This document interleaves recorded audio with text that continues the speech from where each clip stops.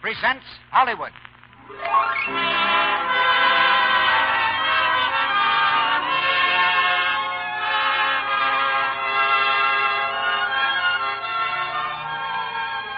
The Lux Radio Theater brings you Barbara Stanwyck, Brian Ahern, and Ida Lupino in Wuthering Heights. Ladies and gentlemen, your producer, Mr. Cecil B. DeMille.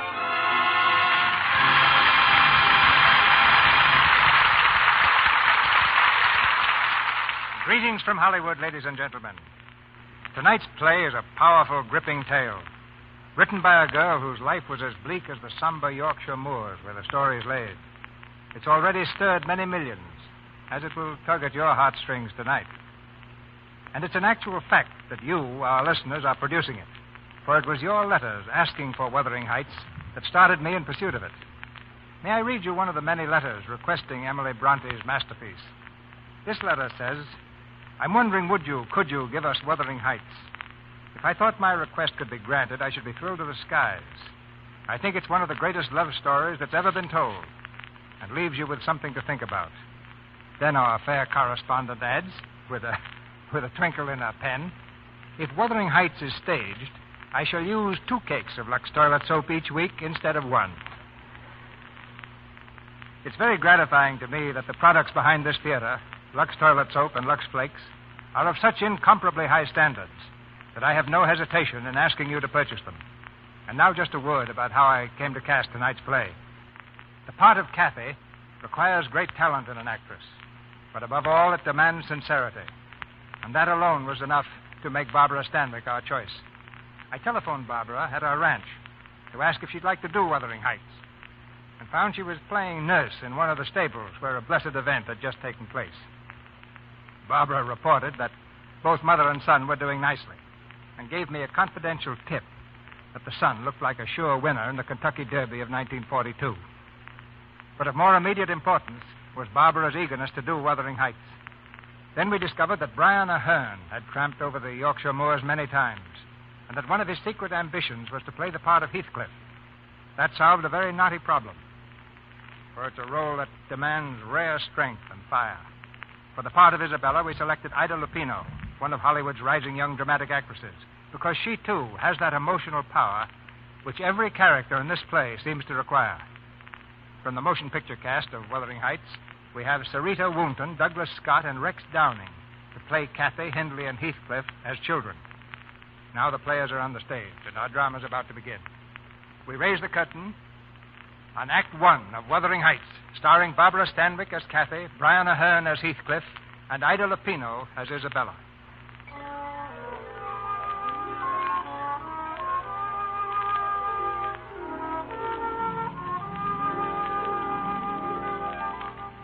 Desolate and lonely are the rolling moorlands of England, where in the winter night the snowdrifts stand like giant specters in the teeth of screaming gales. About 100 years ago, a stranger lost his way on such a night. Freezing, blinded, and stumbling, he saw at last the fitful lights of an old manor house, aged and crumbling on the hillside. He knocked desperately at the door. It was opened by a doddering old butler who stood staring at him. Then, without a word, he led the stranger into the musty living room, where, in the dim candlelight, a man and 2 women sat without moving. The man was tall and dark-skinned like a gypsy. On his face, the stamp of years of bitter suffering. At his feet, a great dog growled ominously. At last, the man turned and spoke. Who are you? And what do you want? My name's Lockwood. I've lost my way on the moors. Down, Wolf, down. Strangers have no business on the moors at this time of the year. And no business here at any time. But I couldn't find the village. A man could die out there on a night like this. I'm afraid I shall have to presume on your hospitality until morning. Do as you please. I beg your pardon. I don't keep accommodations for visitors. You'll have to sleep with one of the servants. Heathcliff, you can't. He's our guest. Then suppose you attend to his comfort. Ellen, show the gentleman to the guest room, please. The guest room, mistress? Yes, there's no other place. Yes, mistress. This way, sir.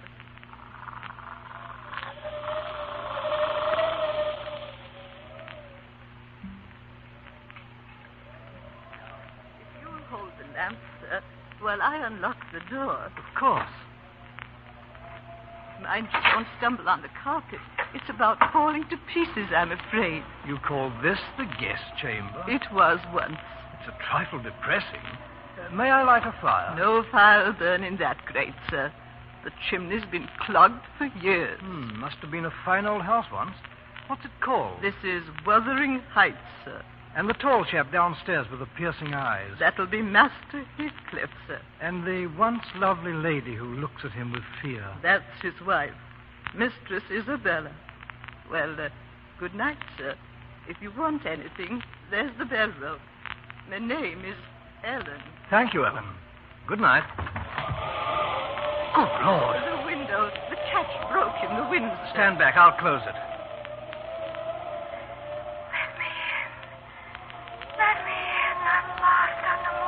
Listen. I heard a voice. Let me in. I'm lost on the moor. It's clear. It's clear. Good heavens. A hand. A cold hand grabbed my wrist. A hand? Didn't you hear the voice? A woman shouting she's lost on the moor. What's going on in here? A voice out there. A woman crying that she's lost. Then she's come. She's come again at last. Kathy, wait for me. Wait for me. He's not going out there in that storm. I'm coming, Kathy. This is insane. Come back. Close the window, sir. But that man out there. Close the window. Am I mad? Why did he go out there? What was that voice? You heard him call her name. It was Kathy. Kathy? Who's she? Kathy is a girl who died. I don't believe in ghosts, if that's what you mean. I don't believe in phantoms sobbing in the night. You don't believe. Perhaps if I told you her story, you'd change your mind about the dead returning. Tell me her story. It all began the time I came to Wuthering Heights as a servant. That was 50 years ago, in 1790. The place was different then, a sweet, well-kept estate. Mr. Earnshaw was master, a fine man who dearly loved his two children, Kathy and Hindley. One day, Mr. Earnshaw returned from Liverpool with a foundling boy he had picked up, a dark, savage-looking gypsy lad with the most dreadful marks of beatings on his back. Mr. Earnshaw called for me the moment. Give him a good scrubbing, Ellen, and put some of Hindley's clothes on him. Yes, sir. Come with me, lad. Don't touch me. Let me alone. Goodness. Now, son, Ellen won't hurt you. You're safe here. No one will ever beat you again, and you'll always have plenty to eat. Papa's home. Papa's Get home. out of my way. Hello, Father. Well, Hindley. Well, Kathy. Papa, who's that boy? Yes. Who is he, Father? Children, this little guest will pay us a visit for a time, as long as he wants a home here. He's dirty. Look at him. Kathy, don't make me ashamed of you. Hindley, he will sleep in your room. In my room? I won't let him. He's a dirty gypsy. That'll do, Hindley. You must learn to share things. Take charge of the lad, Ellen. And what'll his name be, Mr. Earnshaw? His name? Oh, I think we'll call him Heathcliff. Yes, sir. Come, Heathcliff. That dark, brooding boy brought a subtle change to life at Wuthering Heights. The three children seemed to play together well enough, going scamping up over the moors on their ponies and climbing the crags together. But neither Kathy nor Hindley were open and frank anymore. And one day the children fought. Your father gave me this pony. It's mine. Give me that pony, do you hear? Or I'll tell Father how you boasted that you'd turn us out when he died. That's a lie. I never said it. Of course he didn't. He did. He worms his way into everything Father does for us. He'll cheat us out of everything. You never had a father, you gypsy beggar. And you'll never get mine. Hindley, don't hit him. No, don't. Heathcliff, look out. He has a stone. Ooh, there. Fancy that'll teach you. Hindley, he's bleeding. Serves him right. Gypsy scum. Heathcliff, are you hurt? He hit me. with that stone. Please, Heathcliff, don't look like that. Why don't you ever cry when you're hurt, like other people? Why should I cry? I'll pay him back someday. I don't care how long I wait. I can only pay him back. Heathcliff, don't say those things. Come, Heathcliff. Now Henley's gone, we can have our game at the castle again. I don't feel like playing at the castle. Please. You always smile and laugh when we're there. Come on, Heathcliff. We'll play our game.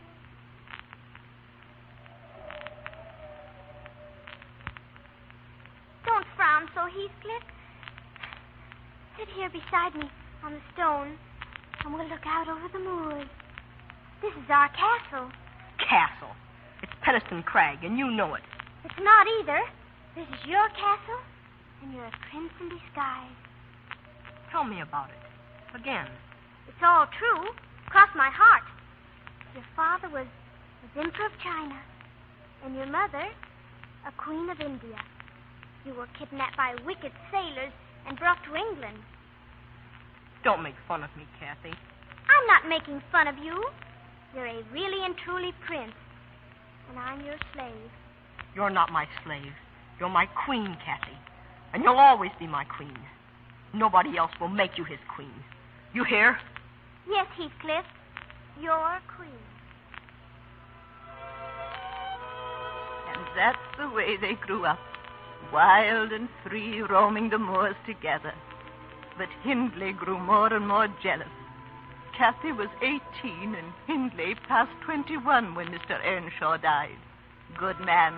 He never saw the evil of life, and had raised Heathcliff like his own son. But on the very day of his funeral... You're not going into that room to look at my father's body. Why? He loved me more than he did you? He's past your wheedling now.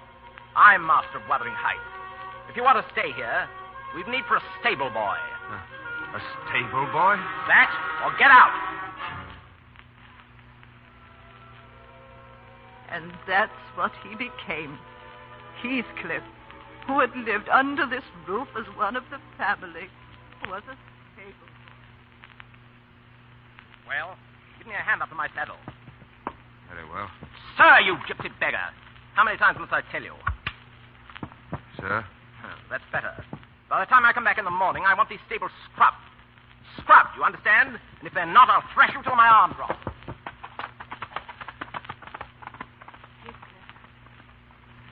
Heathcliff. Yes, Kathy? Heathcliff, I heard him. How much longer are you going to stand for this? I don't know what you mean. Look at you, dirty and unkempt and in rags. Why aren't you a man? Why don't you run away? Run away? What, from you? You could come back rich and take me away. Why aren't you a prince like we said long ago? Why can't you rescue me, Heathcliff? Kathy, come away with me now. Now? Where? Oh, anywhere. You mean leave as we are? Live in haystacks? Steal our food?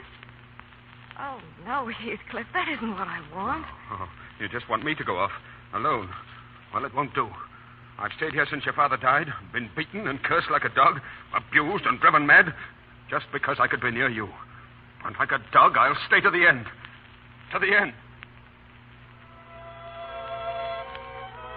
Yet Heathcliff did run away. The curses and insults were too much even for his great love, and he disappeared. Kathy found a new world in her first introduction at Linton Manor, with Edgar Linton and his sister Isabella, both Kathy's age. Music and laughter were there, shining eyes and dancing, and it was his escape from Wuthering Heights. Edgar Linton fell madly in love with Kathy. They were constantly together. Then, one evening, Edgar brought Kathy home in the pony cart. As quickly as I could, I tried to My hand down from the cart, Miss Kathy? Thank you, Edgar. Oh, Ellen, we had the most marvelous time. Judge Linton had guests from Liverpool. Kathy, come here. Excuse me, Edgar. Certainly. Something wrong, Ellen? Heathcliff's back. Heathcliff. When did he come? Last night. He looked so strange. There he is now. Hello, Kathy. Heathcliff. You said you'd stay away until... Why were you gone so long? I didn't expect to find you here. Why were you gone so long? Because I've met the Lintons. Because I was at their house. Because I've learned to dance and had a wonderful, delightful, fascinating time. Are you the stable boy? Would you mind putting my horse up for an hour? Yes, and you might wash your hands and comb your hair, Heathcliff. So I needn't be ashamed of you before a guest. And look after Mr. Linton's horse, please. Let him look after his own horse. Pleasant fellow. How can your brother allow such a beast of a gypsy stable boy to act like this? Beast of a gypsy stable boy? Of course. A roadside beggar giving himself airs of equality. What do you know about Heathcliff? Judging from this performance, all I need to know. He was my friend long before you. That blackguard? Blackguard and all. He belongs under our roof, and you'll speak well of him or get out. Kathy, are you out of your Get senses? out, I said, or stop calling those I love names. Those you love? That stable boy? Yes. Kathy, do you realize what you're saying? I'm saying I hate you. I hate the look of that milk-white face. I hate the touch of your soft, foolish hands. Some of that gypsy's evil soul has got into you, I think. Yes. Some of that beggar's dirt is on you. Yes, now get out. Get out, Kathy, get out. Kathy, please, come back. Kathy. Oh, Ellen, where is he? Where's Heathcliff? Tell me. He's across the moors towards Peniston Crag. Heathcliff.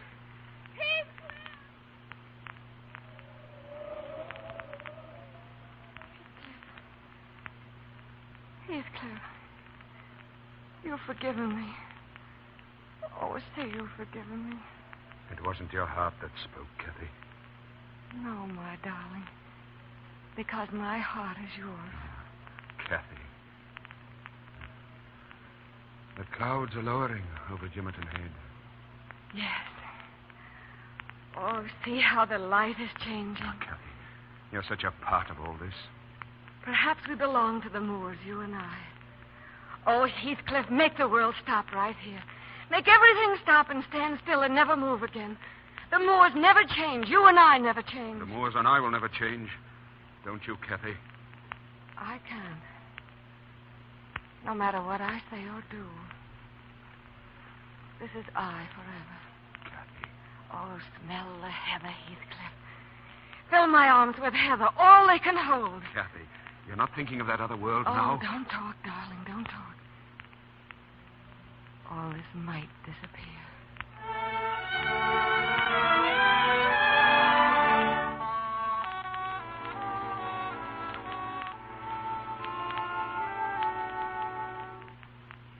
Ellen, hurry, please. My hair's not nearly done yet. What's the matter? Supposing you're not ready when young Mr. Linton gets here. Any young man who'll come sniveling back after the way you treated him. But I sent my apologies to him, didn't I? Of course he'll come. Kathy, I can't believe this change in you. Just yesterday, it seems you were just a stupid, harum, scarum child with dirty hands and a willful heart. That's my other nature, Ellen. I still have it. It used to fly around wild. But now I can coax it into a cage whenever I want to. Heathcliff, since when are you in the habit of entering my room? I want to talk to you. Get out, Ellen. I will not. I take orders. Get out. Now that we're so happily alone, may I know to what I owe this great honor? He's coming here again. Who? You know who I mean. That stupid fop, Linton. You're unbearable. Utterly unbearable. Why are you dressed in silk? Because gentlefolk dress for dinner. And why are you trying to win his puling flatter? I'm not a child anymore. You can't talk to me that way. I'm not talking to a child. I'm talking to Kathy. My Kathy. Oh. I'm your Kathy. Yes. Am I to take orders from you, a dirty stable boy? Allow you to select what dresses I shall wear and bow humbly to your horrible, wretched tempers? Kathy, where's your heart? You had your chance to be something else. You left here once. Oh, why didn't you stay away? Now let me alone. That's right. The dirty stable boy can't come near you lest he soil your dress. But who soils your heart? Who turns you into a cheap, vain, ambitious fool? Linton does. You let yourself be loved by him because you want to be a fine lady. Because it pleases your stupid, greedy vanity. Stop it! Thief or beggar is all you were born to be. Kneeling beside the road begging for favors, not earning them, but whimpering for them with dirty hands. I see. All I am to you now is a pair of dirty hands. Well, have them then. Oh? Have them where they belong. How dare you? How dare you? No. It doesn't help to strike you.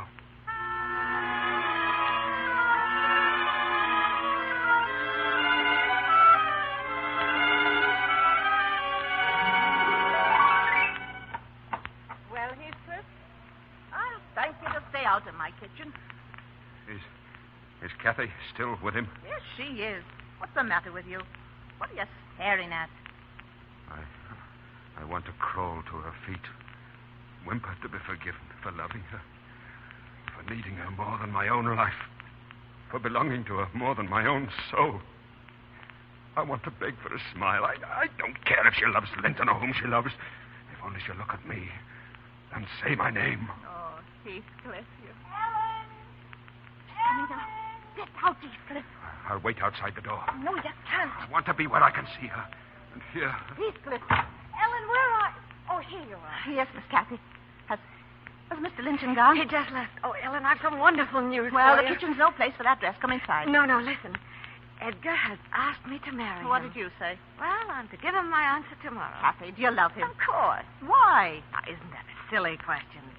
Because he's handsome and pleasant to be with. Not enough. Well, then, because he'll be rich someday.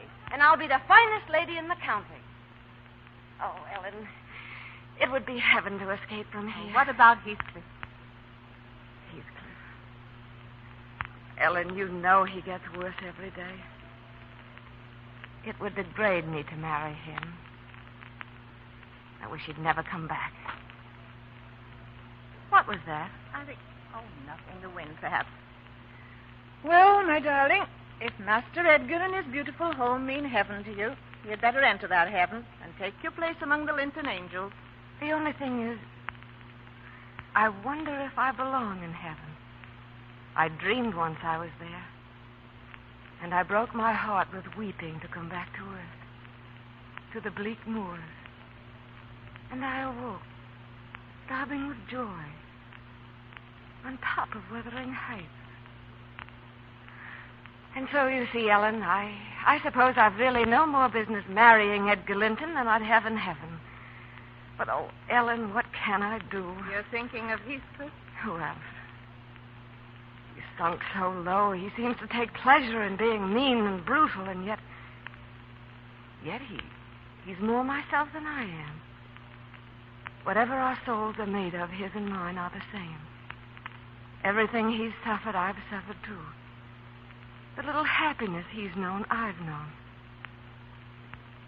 If everything else in the world died, and only Heathcliff remained, life would still be full for me. Who was that? Ellen, I heard... Miss Kathy. Miss Kathy. Yes, Joseph. Heathcliff's taken Master Hindley's best horse, and he's gone. Gone? Ellen, did he hear what I said? Yes, Miss Kathy. How much did he hear? Well, I'm not sure, but I think to where you said it would degrade you No. to marry him. No, Heathcliff! Heathcliff, come back! Come back, Heathcliff!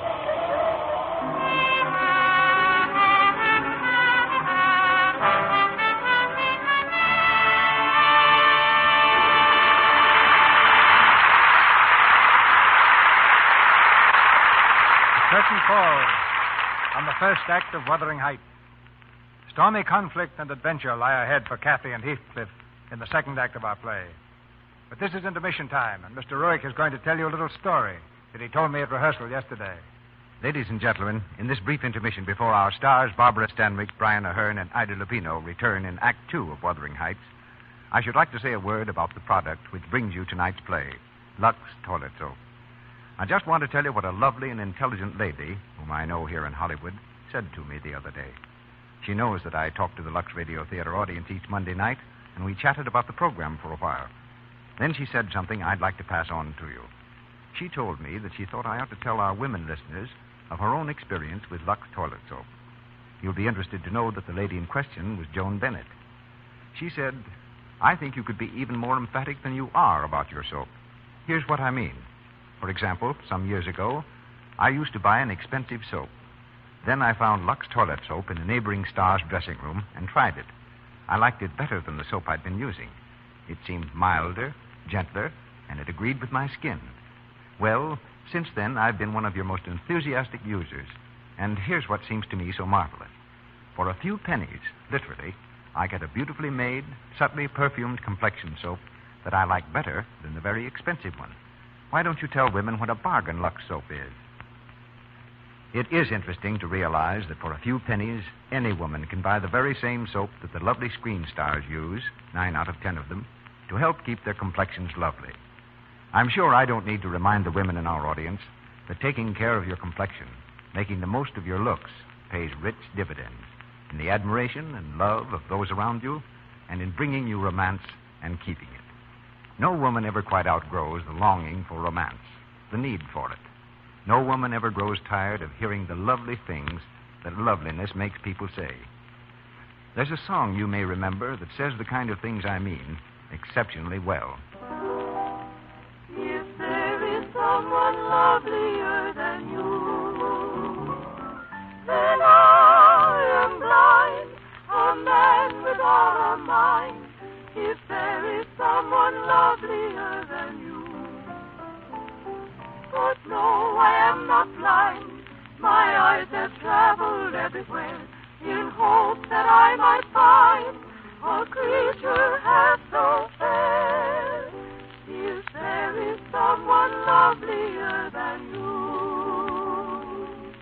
My all that's beautiful, such beauty can't be true. Our producer, Mr. DeMille. Act 2 of Wuthering Heights, starring Barbara Stanwyck as Kathy, Brian Ahern as Heathcliff, and Ida Lupino as Isabella.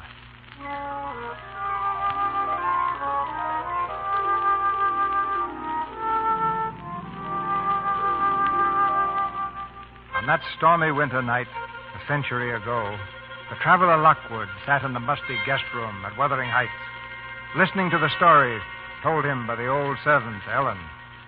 Outside, the wind swept over the moors, shaking the ancient house to its foundations. The lamp on the mantelpiece flickered, casting eerie shadows. That night, Heathcliff went away. Kathy ran far across the moors after him in the bitter cold, calling his name into the wind.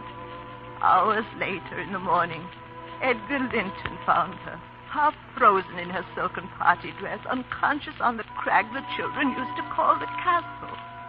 For weeks after she was ill, the Lintons took her to their manor house, and I was glad. For day by day, the strange influence that Heathcliff had had upon Kathy wore off, and she was happy with him. Why can't you remain here forever, Kathy? Oh, Edgar, you and your sister, you've been too kind to me already. If I can make you happy by just being kind, that should be enough for me. After all, what else can I give you? What else? You've given me a great deal else, Edgar. You've given me your own self, your strength. My strength? You'd understand if you really knew what my life was before. It was like the moors, endless and desolate. And I was lost in them, calling for someone in the darkness to save me, and nobody answered. I couldn't even see the trace of a path. I was so frightened, so terribly alone. And suddenly you were there, Edgar. You held out your hand and led me back to a way of living I thought I'd lost forever. What you said long ago is true. There was a curse on me. It kept me from being myself, or at least what I wanted to be. And that kept me from living in heaven. There. Do you understand now? Kathy, my darling, let me take care of you forever. Let me guard you and love you always. Would you? Would you love me always? Always, Kathy. Then let's be married, Edgar. Quickly. Quickly. If the Linton home had seemed heaven to me before, I don't know what to call it after she became its mistress. The only one who did not seem completely happy was Edgar's sister, Isabella. A year or two after the marriage, the three of them sat in the drawing room, Edgar reading, Isabella playing the spinet, Kathy quietly doing petty points, when the door knocker sounded. When I saw who it was, I went back into the drawing room. Well, what's the matter? Mistress Kathy. Heathcliff has come back. Heathcliff. Tell him I'm not at home, Ellen. Not at home, darling. To whom? It's Heathcliff. Heathcliff? Well, does he seem the same, Ellen? No, sir. I hardly recognize him. Fine clothes. He seems quite the gentleman. Don't prattle, Ellen. I said I didn't wish to see him. Oh, nonsense, Kathy. It's been a long time. Bygones must be bygones. Oh, yes, let us see some kind of caller. Show him in, Ellen. Yes, sir. Edgar, this is a mistake. Why, Kathy, your hands are trembling. Are they? The past is dead, dear. Don't hesitate to smile and be nice to him, because I'll understand. It's my wife who loves me who smiles. Thank you, Edgar. You always understand. Mr. Heathcliff. Come in. Hello, Kathy. How are you, Heathcliff? Have you met my sister Isabella? Oh, I'm sorry. How do you do, Miss Linton? We are glad to see a guest, sir. Thank you. Well, Heathcliff, I must say I've never seen such a complete change in a man. You seem to have prospered. You must have gone to America. I did. We wondered where you went. You must have found at least a gold mine. No, I merely remembered that my father was an emperor of China and my mother a queen of India. I beg your pardon? So I claimed my inheritance. Kathy will understand. It's an old joke between us. I see. Are you staying long in the neighborhood? I'm staying the rest of my life. Really? I've just bought the horses, the cattle, and the moors belonging to the estate known as Wuthering Heights. No! You mean Kathy's brother Hindley sold out? Yes. But he doesn't know it yet. I imagine it'll be a shock when Hindley discovers that his gambling and drinking debts were paid up for him by his former stable boy. Heathcliff, you can't have done that. That's as underhanded a piece of work as I've ever heard of. If I'd known that his holdings were being stolen by a stranger... I remind you, Mr. Edgar Linton, that I am not a stranger. I'm merely a neighbor. So now, I'll say good night. Wait, Heathcliff. Well? I want you to know that we sometimes have friends who come here as guests. Edgar and I. You're welcome to come, too. But not with the old scowl on your face or the old bitterness in your heart. Thank you, my old friend Kathy, for the warning. I just remembered I forgot to congratulate you on your marriage. I've often thought about it, I can assure you. May I now express my delight? Good night. Edgar, I think you behaved abominably. What? And you too, Kathy. What in thunder do you mean? You could at least have been civil. You dismissed him as if he'd been a servant. Well, do you consider him anything else? Yes, I find he's grown fascinating and distinguished. Really, Isabella, I hope I misunderstand. Well, you don't. We see all too few people. And I, for one, shan't be rude, if he ever calls again. Edgar, I greatly dread what the future will bring. Oh, nonsense, darling. I tell you, the past is dead.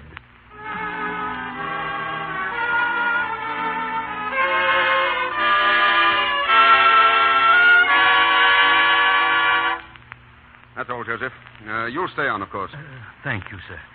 Shall I pack Master Hindley's things? Oh, just move him out of the master's bedroom. He'll remain under this roof. Master Hindley, sir? Oh, yes. He gave me a roof once when I needed it. I take it he's drinking a great deal. Yes, sir. Though Dr. Kenneth has ordered him not to. Huh.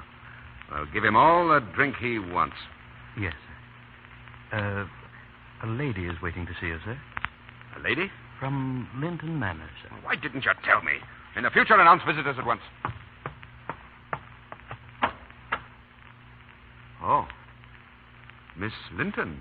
Are you disappointed, sir? Oh, not at all. Well, I was passing by, and my horse went lame. I see. Mr. Heathcliff, I want to tell you I'm furious with my brother and with Kathy. They received you most shamefully last night. Now, your brother didn't send you with this apology, did he? Oh, no. No, in fact, he's forbidden me to. To speak to me, eh? Well, yes. And Kathy also forbade you? Yes. Ah. Then in all the moorland, you're my only friend. Hmm? Well, I would like to be. Thank you. Miss Linton, I enjoy frankness. You didn't come here to apologize, and your horse didn't go lame. Why? You came because you're lonely, because the house you live in is too happily wedded for an outsider, and because it's no joy to ride the moors alone. Is that right? Yes. Then you needn't be lonely anymore, my dear. Oh. What, you think it's strange that I should kiss you? Well, I don't know. You hated it? No. Huh. I see you like frankness, too.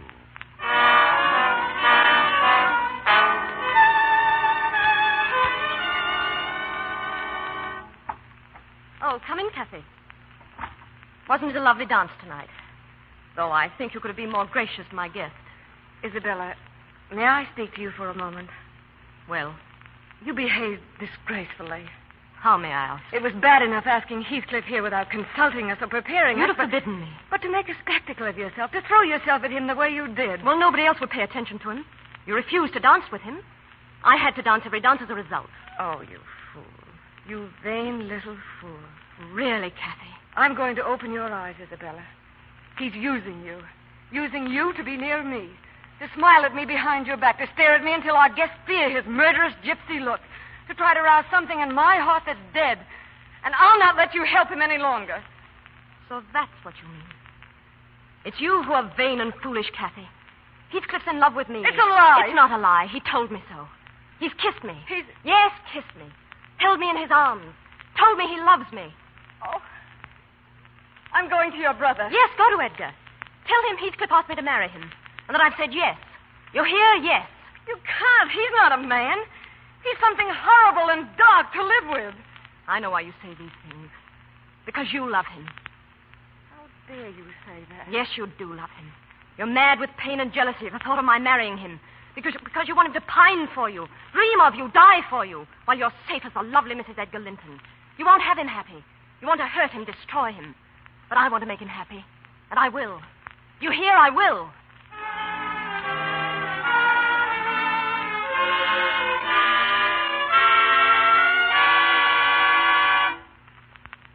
Sit down, Kathy. Well, I won't say I'm not surprised to see you. Heathcliff, is it true? Is what true? Did you ask Isabella to marry you?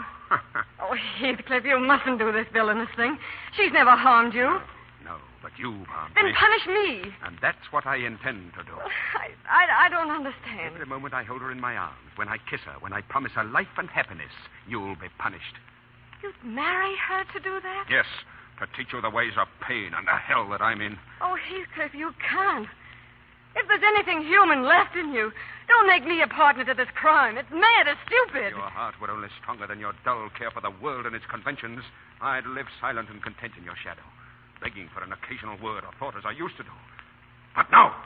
You had to destroy me with that weakness you call virtue. You had to keep me tormented with that cruelty you think so pious. How have I been cruel? You wish to be known as the finest lady in the county. You wanted your luxury and your light. And at the same time, you wanted to keep me your despairing lover.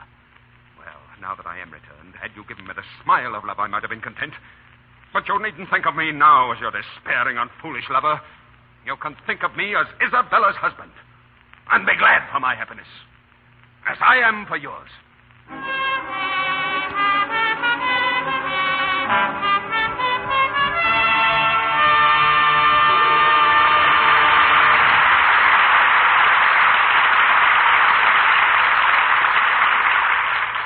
So ends the second act of Wuthering Heights. In a moment, we hear Act 3 and the dramatic way in which the love of Kathy and Heathcliff seeks its own solution. But before we continue, let's listen to a man we all like here in the Lux Radio Theater. In our brief intermission before Act 3 of Wuthering Heights, starring Barbara Stanwyck, Brian Ahern, and Ida Lupino, I want to remind the women in our audience that keeping as attractive as you possibly can is not only a wise thing to do because it helps you to be more successful, but also because it gives so much pleasure to those who know and love you. However, to make the most of your looks, you must give regular attention to your complexion. Isn't it true, Mr. Ruick, that to really care for your complexion, you must thoroughly cleanse your pores of dust, dirt, and stale cosmetics? For there's danger in imperfect cleansing? Yes, that's very true. Pore choking causes cosmetic skin, dullness, little blemishes, and enlarged pores. But with regular Lux toilet soap care, you can use cosmetics all you wish, because Lux toilet soap's active lather gives your skin the very necessary protection of gentle but thorough cleansing. I'm always impressed, Mr. Ruick, that 9 out of 10 screen stars use Lux toilet soap. They can afford to spend any price on soap, yet almost all of them use Lux toilet soap. It's the highest praise a toilet soap can receive, to have the world's most beautiful women so overwhelmingly prefer Lux toilet soap. And clever women everywhere by the thousands use Lux toilet soap, too, for the same reasons the screen stars do, to help keep their complexions as lovely as possible. So I hope you'll buy at least 3 cakes of Lux toilet soap and begin tomorrow your regular Lux toilet soap care. I promise you that before the 3 cakes have been used, you'll thank me. We pause now for station identification. This is the Columbia Broadcasting System.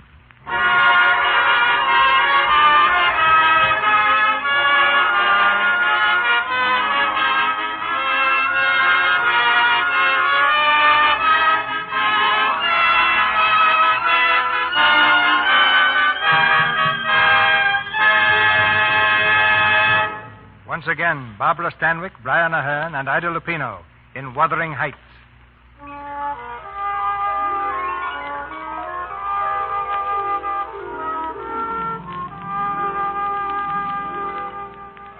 the crumbling house on Wuthering Heights 100 years ago, the candle burns low in the dreary guest room. There's no sound but the wind outside and the hushed voice of the old maidservant as she tells her story. Then that Isabella Linton came into this house as a bride.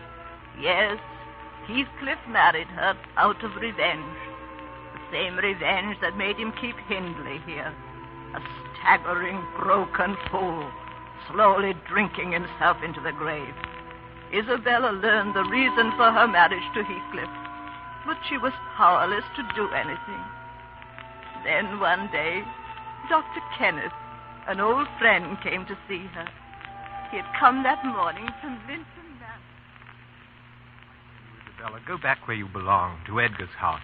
Edgar disowned me, Dr. Kenneth. I know, but he needs you now. Kathy's gravely ill. Really? Didn't you know? It's a matter of days now, perhaps hours. She can't be dying. Fever, inflammation of the lungs, this intense cold, and something else. Something else? I'd call it the will to die. If Kathy dies, I might begin to live. Isabella. Begin to live. Ha! In this house with Heathcliff, nothing can live. No, Hindley. Nothing but hate. Goodbye. So you think you'll begin to live when Kathy dies? You won't. Oh, Hindley, what is it? This house. I can feel the hate within it like a crushing weight. Of course you can. And you. He hates you even more than he does me. Stop it! He loathes you. Every time you kiss him, his heart breaks with rage that it's not Kathy. Isabella, why don't you do what I've been too weak to do? Kill him. Don't talk to me. Get away! While there's still time to save your immortal soul. Well, Hindley. Remarkable. Heathcliff. Really, Hindley, the first coherent speech I've heard from you in weeks. Heathcliff, please don't. I tried to stop him. Thank you, my dear wife. Your loyalty is touching. Your curses will come home to feed on your own heart. Every agony you've given will return. Laugh now, Heathcliff. There's no laughter in hell. Heathcliff, why do you have him here? I can't breathe with him in this house. Oh, existence would be so much less without my boyhood friend under my roof. Oh, Heathcliff, you poison yourself with paying him back what he gave you. Send him away, and love will come to this house. Kiss me, Heathcliff. Tell me you love me. Tell me, darling. Why isn't there the smell of heather in your hair? Heathcliff, let me come near you, please.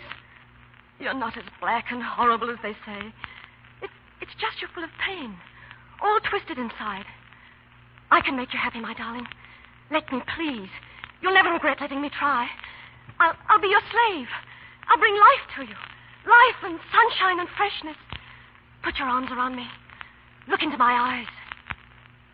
Your eyes are empty, like Linton's. They aren't empty. If you'll only look deeper, Heathcliff. Look at me. I'm pretty. I'm a woman. Let your heart see me.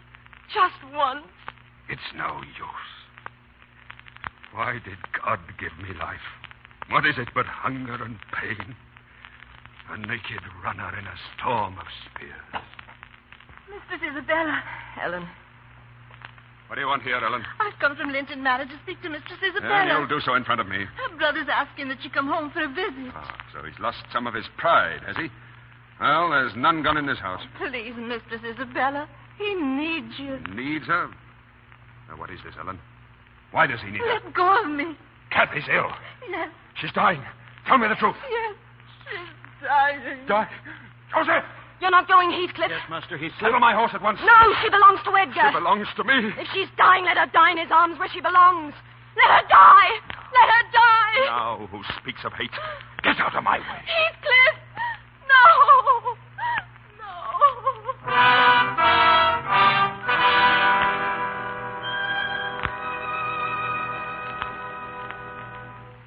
And there was a murmur from the height, a faraway and wild, heartbroken moan. The wings of Lucifer beat on the night. The soul of Lucifer wept, all alone. Shall I read some more, darling? No, Edgar. Will you open the window? Won't it be too cold? Please. Of course, darling. Oh, now I can smell the heather. And Edgar, isn't there a south wind? And isn't the snow almost gone? Yes, quite gone. Oh. Edgar, will you get me something? Anything you wish, my darling. Some heather. There's a beautiful patch near the castle. Will you get it from there? What castle, Kathy? The castle on the moors, of course. Bring me some from there. You're in a fever, dear. There's no castle on the moors. Oh, there is. On the little hill beyond Wuthering Heights. You mean Penistone Crag? Yes, please go. Why do you call it a castle? Because I was a queen there once. Will you bring me the heather, darling? If you'll rest while I'm gone and sleep. You're so kind. So good. My darling. You made me the finest lady in the county. Oh, go now, please. Get me the heather so I can have it on my pillow. Sleep, my dear Kathy. I'll be back with the flower you want.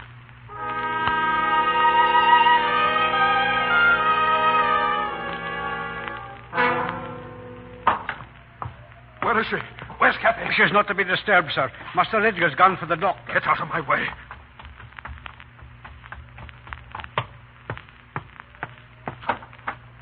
Kathy. Oh, Kathy. Heathcliff. Come here. Kathy, my life. How can I bear this? I dreamed you'd come before I died. And when you came in my dream, you scowled at me once more. Kathy. Oh. Does it hurt so much to see me dying? Please, Kathy, don't hurt me. Oh. How strong you look, Heathcliff. How many years do you think you'll live on after me? Kathy. Oh, my life. My soul. Oh, my darling. Don't let me go. Oh, if only I could hold you till we were both dead. Please don't speak of death. Will you forget me and be happy when I'm in the earth? Never. Will you say, this is the grave of Catherine Earnshaw. I loved her long ago and wept to lose her. But all is past. I could as soon forget you as my own life. If you die, Kathy, if you die, there'll be no peace for me, ever. Poor Heathcliff. I want to die to escape. Oh, why did you betray your heart? Kathy, you killed yourself. My darling, hold me. Just hold me. No, I'll not comfort you. You deserve this. Heathcliff, don't break my heart. I never broke your heart, Kathy. You broke it. My dears don't love you, Kathy. They blight and damn you. You loved me. What right had you to throw my love away for the poor, fancy thing you felt for him? I found out, Heathcliff. Misery and death and all evil could never have parted us. You did that alone. You wandered off like a greedy child to break your own heart and mine. I know, Heathcliff. Oh, forgive me. Oh, Kathy, your poor, wasted hands. Oh, why didn't someone tell me? I forgive you. I forgive you for what you've done.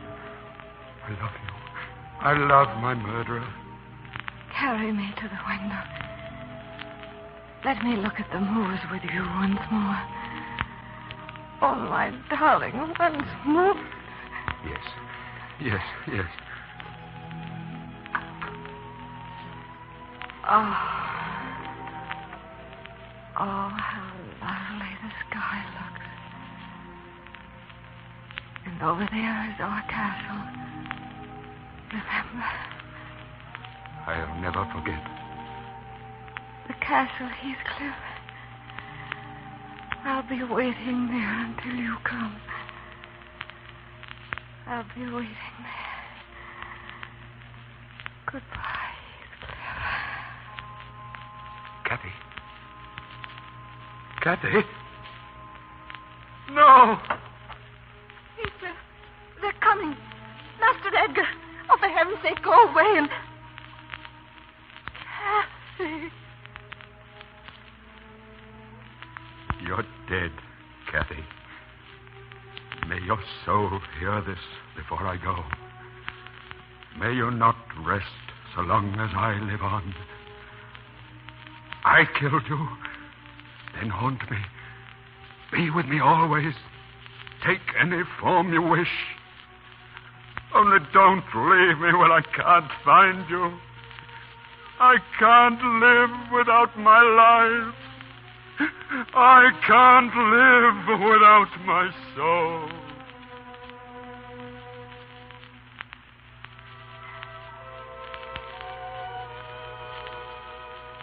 And though that was 20 years ago, I can still hear and see that wild hour, with poor Heathcliff holding the dead body of his beloved, crying out to Kathy's soul to haunt and torment him till he died. Then the strange hand that gripped my wrist last night, the strange voice that called to me was Kathy, and Heathcliff went to follow her into the storm. It wasn't Kathy herself, but her love. Kathy's love, stronger than time, sobbing for its unlived days. Who's there? Dr. Kenneth, open the door. Dr. Kenneth, what's the matter? I was just crossing the moor on my way home. Did you see Heathcliff? Yes. I saw him from my carriage. He was wandering through the snow with a woman. A woman, you say? A young woman, she seemed, and as mad as himself. They were walking through the storm with their arms about each other. I shouted at them, but they didn't hear. I was nearly up to them when of a sudden my horse reared and plunged. And then I found him, alone, lying in the snow. Heathcliff was dead. Dead? Was it by the castle? By the Penistone Crag? Yes. However did you know?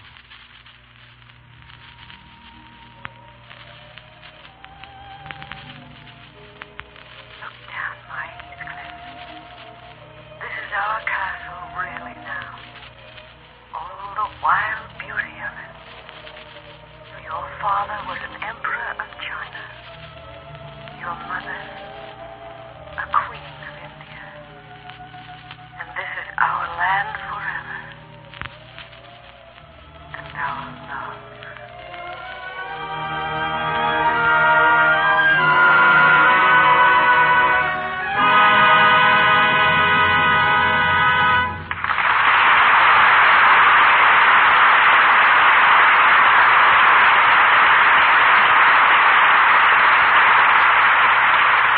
Storm and passion of Wuthering Heights fade into the dimness of 100 years ago. We're back in the present with Barbara Stanwyck, Brian Ahern, and Ida Lupino at our microphone. But it seems to me that they all look just a little bit stirred by the drama they've just brought us. It's a moving play, C.B. But more than that, I think it has a lesson today for every woman.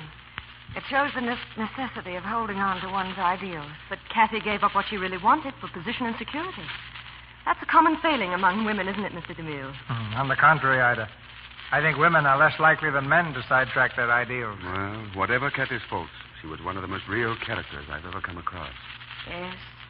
If you know the story of Wuthering Heights, I imagine it'd be pretty easy to hear the voices of Kathy and Heathcliff out on those moorlands when the winds begin to howl. What about it, Brian? You've been there. Well, that wind is one of the weirdest sounds I've ever heard. It's no place to be at night. No place for my Irish imagination. No, for anybody's without a good big flashlight. You ask me, the safest way to cross those moors is in an aeroplane. Yes. What have you been doing with your airplane, Brian? Oh, very useful, CB, very useful. Last time I used it, I went up to Northern California and got myself a marriage license. Yeah, that's right. You've taken on a co-pilot. Congratulations and happy landing. Thanks. Perhaps my co-pilot and I can take you for a ride sometime. Or how about you taking us? Yes, you're a pilot, too, aren't you, CB? Yeah. But before we fly away from here, I want to tell you how much I've enjoyed working with you again in the Lux Radio Theater. And that I'm still absolutely loyal to Lux Soap, too. It was a number of years ago that I started using it, and I've been a faithful Lux fan ever since. It does a swell job for my skin. Well, I agree with Barbara. Lux Soap is a wonderful beauty care. And I know we're all looking forward to the Lux Radio Theater next week, Mr. DeMille. I see by the rehearsal schedule backstage that you're going to have Ginger Rogers, George Brent, and Edith Fellows next Monday night, CB. If you'd read a little further, Barbara, you'd have seen the name of the play, too. She Married Her Boss. A story about a girl who thought the boss's home should be run as efficiently as his office. Ginger Rogers, George Brent, and Edith Fellows in She Married Her Boss. Well, I'll be waiting for that. And good night. Good night. Good night. Good night. I wish I had you three in a picture.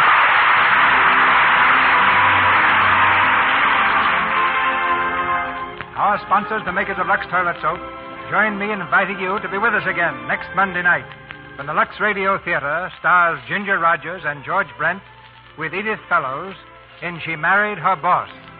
This is Cecil B. DeMille saying good night to you from Hollywood. This is Melville Roy asking you to be sure to listen to the Lux daytime radio program, The Life and Love of Dr. Susan. This human and gripping story of a young, attractive woman doctor is brought to you every afternoon, Monday through Friday. For the time and station, see your newspaper. The Life and Love of Dr. Susan comes to you in addition to the Lux Radio Theater. Also heard in tonight's play were Thomas Freeburn Smith as Edgar Linton, Kemble Cooper as Hindley, Marga Ann Dighton as Ellen. Barbara Stanwyck's current film is the Columbia picture Golden Boy. Brian Ahern will be seen next on the screen in the RKO production Vigil in the Night. Ida Lupino's latest picture is Paramount Studios' The Light That Failed. Louis Silvers is from 20th Century Fox, where he directed music for The Rains Came. Here is important news for those of you who live in communities not operating on daylight saving time. If you live in a community which does not operate on daylight saving time, you will hear this program beginning next Monday night, 1 hour later than heretofore. And now, ladies and gentlemen, may I take this opportunity to announce that there's a very great treat in store for you. Tomorrow evening, over the Columbia Network, a full hour of top-notch entertainment. First, Edward G. Robinson, dynamic star of stage, screen, and radio, returns to the air, starring again in a new series of the dramatic expose Big Town with lovely Ona Munson. Immediately thereafter, the Tuesday night party, starring Walter O'Keefe, with special guest star Sophie Tucker and Bobby Dolan's orchestra. A half hour of thrills, excitement, and dramatic action, followed by a half hour of laughs, song, and music. See your local paper for the exact time and station.